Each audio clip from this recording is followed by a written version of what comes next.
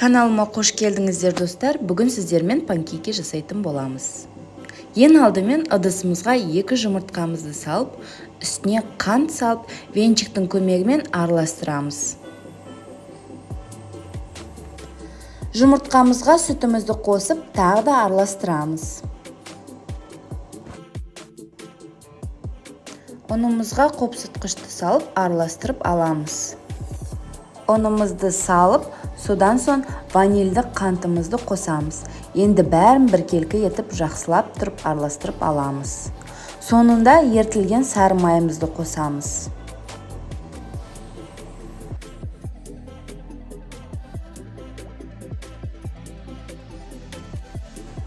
Орташа қызып тұрған табамызға екі жағынан қызарғанша пісіріп аламыз.